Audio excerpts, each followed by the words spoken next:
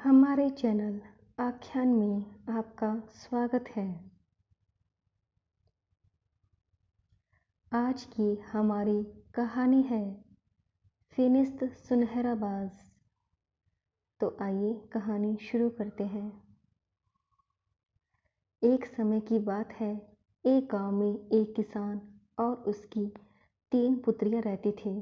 किसान अपनी बेटियों से बहुत प्रेम करता था और उनकी हर ख्वाहिश पूरी करता था। किसान की सबसे छोटी बेटी का नाम मारिया था। किसान उससे अत्यधिक प्रेम करता था क्योंकि मारिया सारे घर का काम करती थी और अपने पिता का भी पूरा ख्याल रखती थी।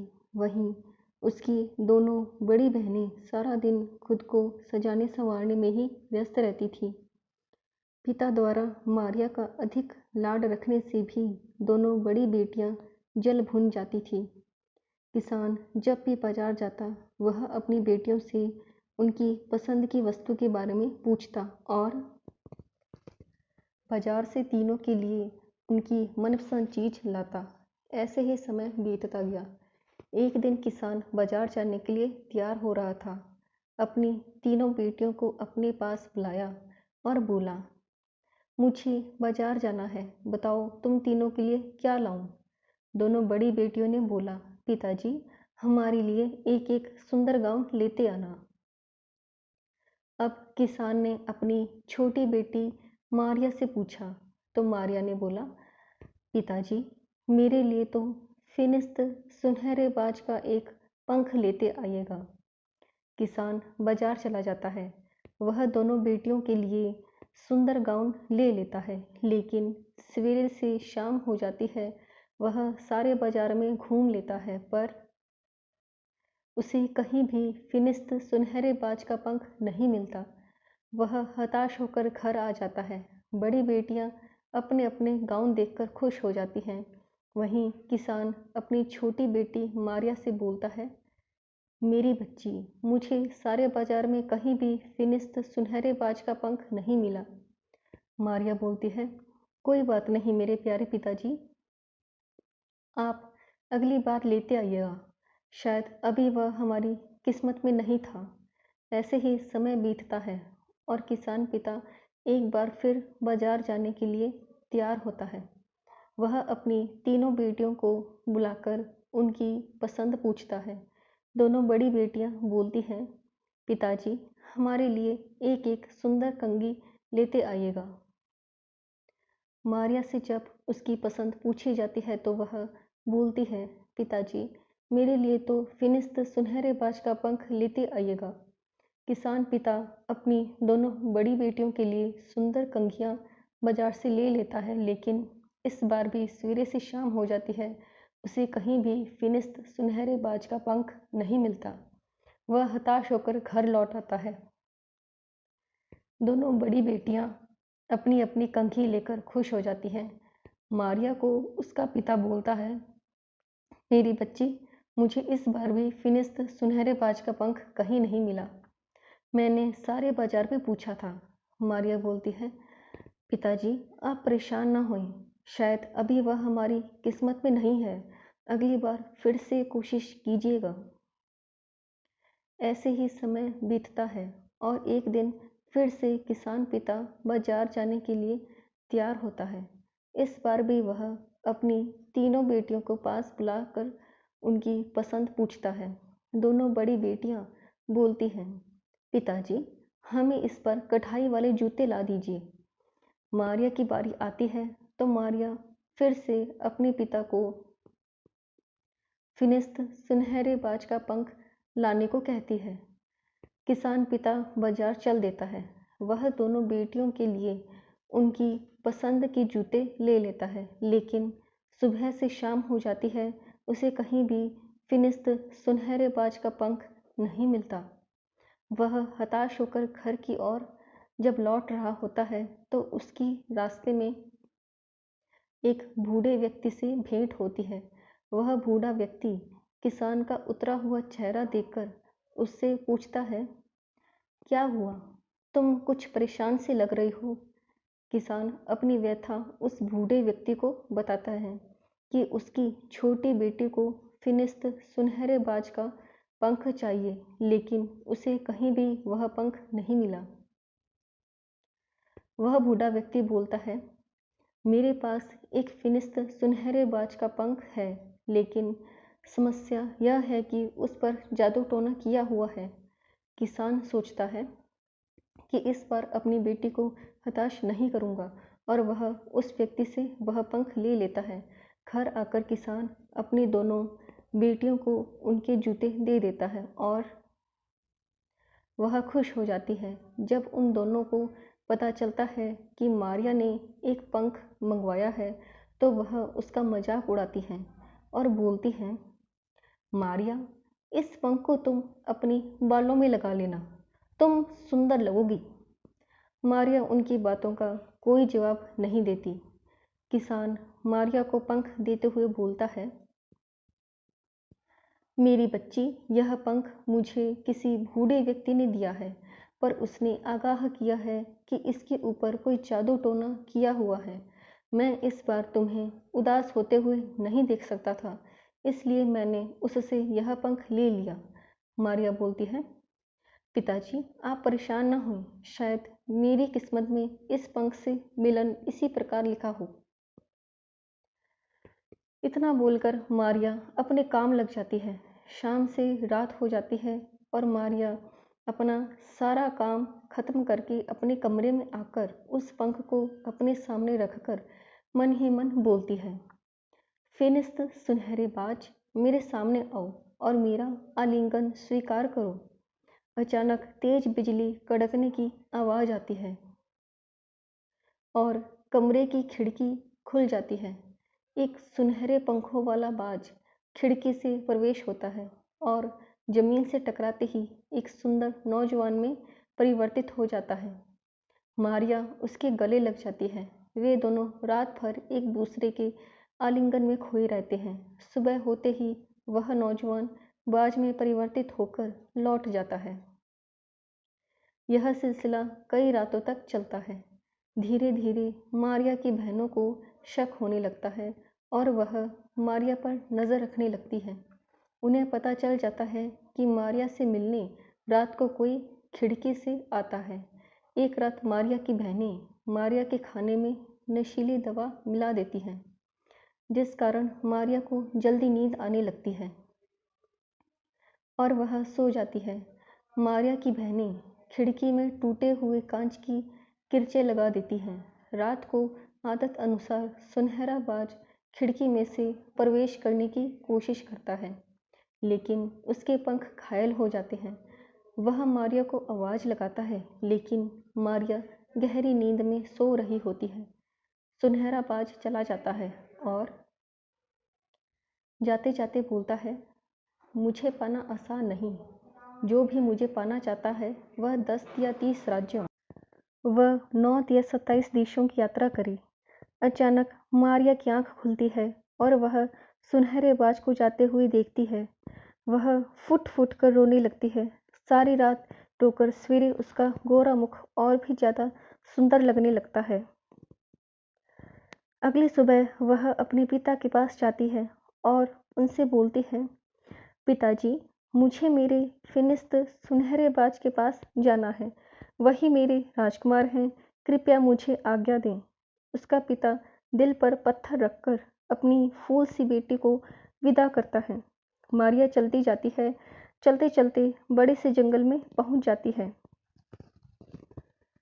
जंगल में साए साए की आवाज़ आती है। दूर कहीं भेड़ियों के रोने की आवाज़ भी आती है। जंगल का वातावरण बेहद डरावना होता है। जंगल में काफ़ी दूर चलने के बाद उसे एक झोंपड़ी दिखाई देती है, जो कि मुर्गे के पंजे के ऊपर टिकी होती है।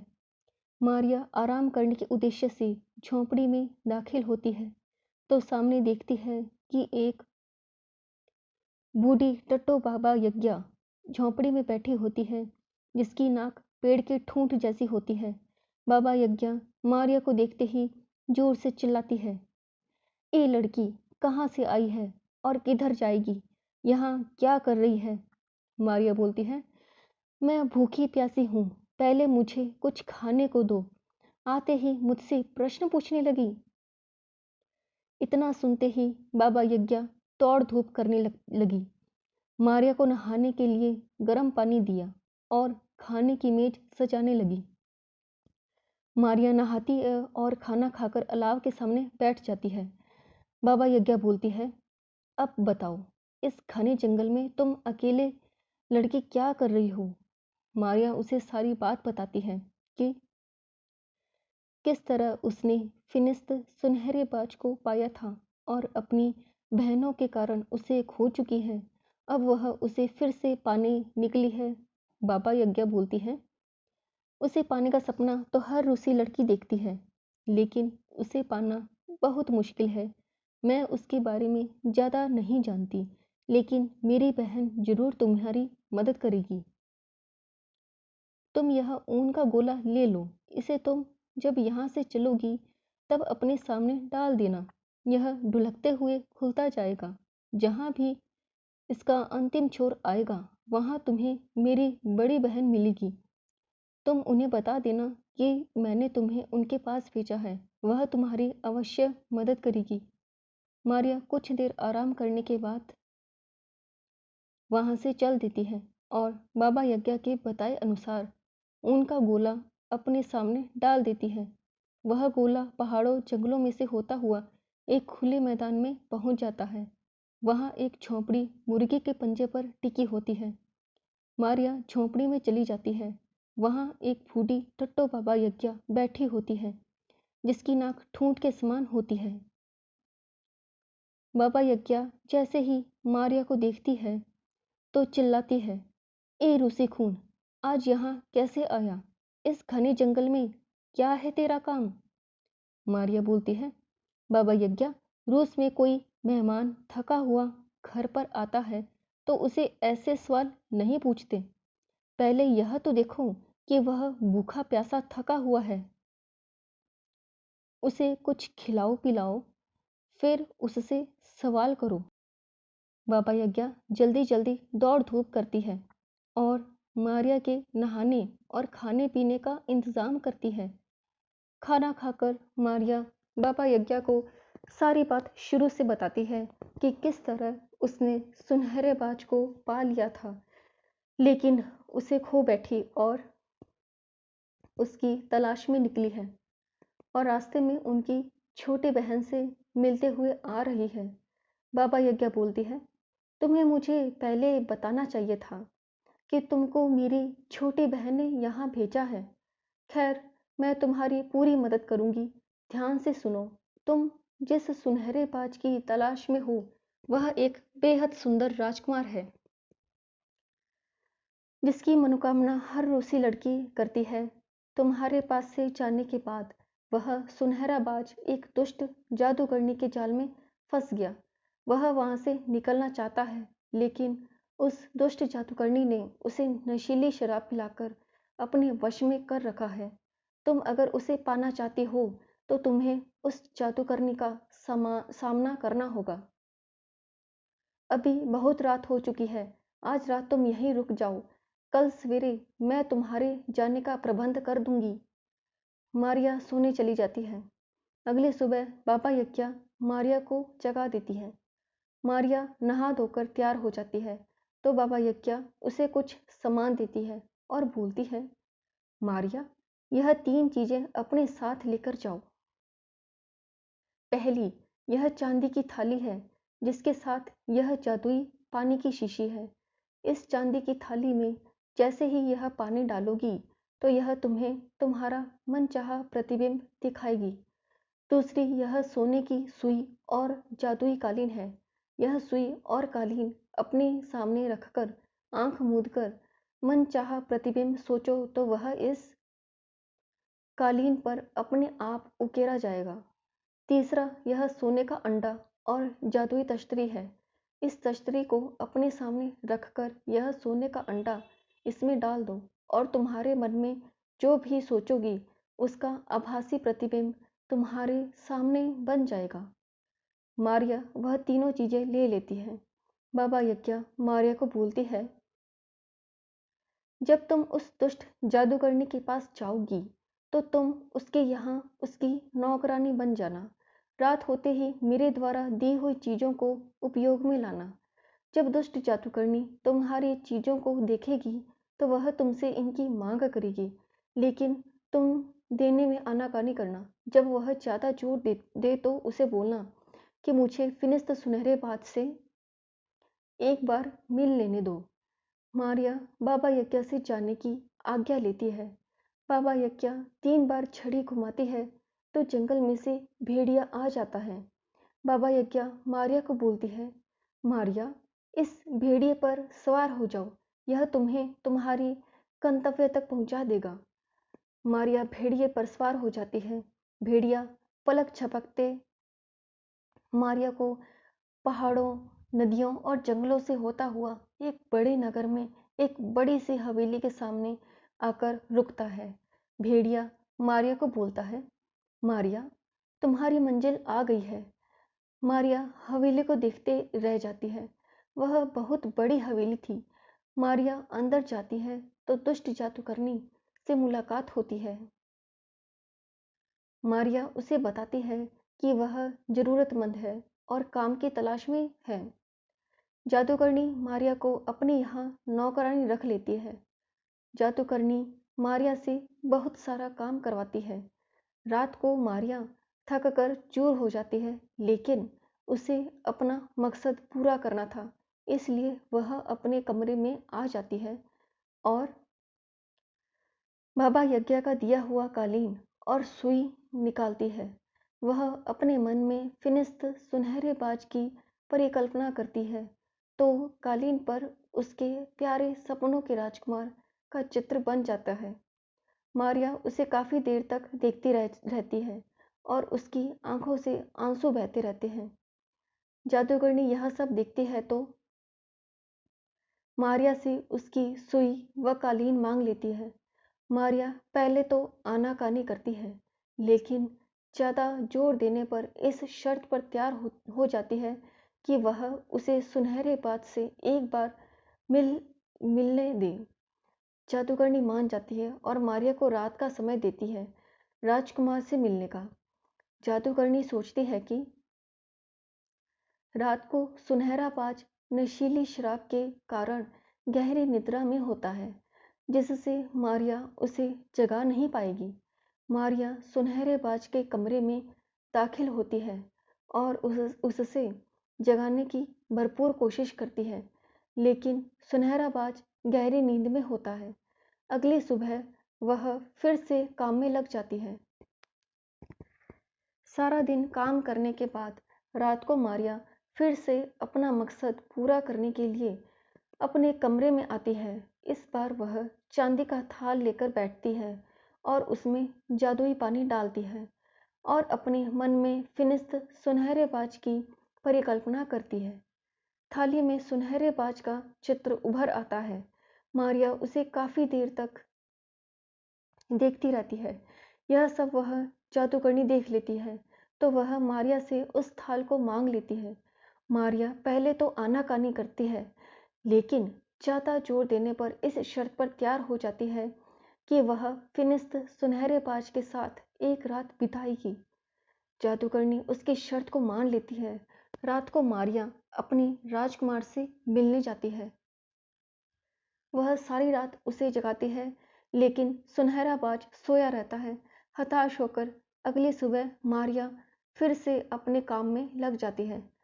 सारा दिन काम करके रात को मारिया अपने कमरे में आती है। इस बार मारिया बाबा यज्ञा की दी हुई जादुई तश्तरी में सोने का अंडा डाल देती है और अपने राजकुमार की परिकल्पना करती है। सामने सुनहरे बाज का आभासी प्रतिबिंब बन जाता है। मारिया उसे निहारने लग जाती है। निहारते निहारते उसकी आंखों से झरझर आंसू बहने लग जाते हैं। यह सब वह दुष्ट जादूगरनी देख लेती है और मारिया से वह तश्तरी और सोने का अंडा मांग लेती है। पहले के अनुसार मारिया इस शर्त पर राजी हो जाती है कि वह सुनहरे बाज के पास जाएगी। जादूगरनी उसे सुनहरे बाज के पास भेज देती है। मारिया उसे जगाने की बहुत कोशिश करती है, कोशिश करते करते सुबह होने वाली होती है। मारिया की आंखों में आंसू आ जाते हैं। वह सोचती है कि यह उसका आखिरी मौका है सुनहरे बाज को पाने का, और वह सुनहरे बाज के कंधे से लगकर जोर जोर से रोने लगती है। उन आंसुओं की गरम गरम बूंदें सुनहरे बाज के उघड़े कंधे पर गिर जाती हैं और वह जाग जाता है।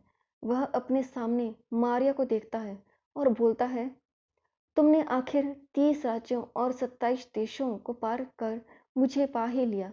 तुम मुझसे सच्चा प्यार करती हो। सुनहरा बाज सुंदर राजकुमार में बदलकर मारिया को गले से लगा लेता है। इसी के साथ उस दुष्ट जादूगरनी का तिलिस्म भी टूट जाता है। तभी दुष्ट जादूगरनी उनके कमरे में आती है और यह सब देखकर आग बबूला हो जाती है। वह राजकुमार और मारिया पर हमला करने आती है, लेकिन राजकुमार सुनहरे बाज में बदल उस पर अपनी चोंच से हमला कर देता है। वह जादूगरनी चोटिल होकर पीछे हट जाती है और फिनिस्ट सुनहरा बाज अपनी प्रेयसी मारिया को लेकर वहां से चला जाता है। इस प्रकार मारिया अपने फिनिस्ट सुनहरे बाज के पास सुखी जीवन बिताने लग जाती है। आपको हमारी कहानी फिनिस्ट सुनहरा बाज कैसी लगी? कृपया कमेंट बॉक्स में अपनी राय अवश्य दें और हमारे चैनल आख्यान को लाइक, सब्सक्राइब एंड शेयर करना न भूलें। धन्यवाद।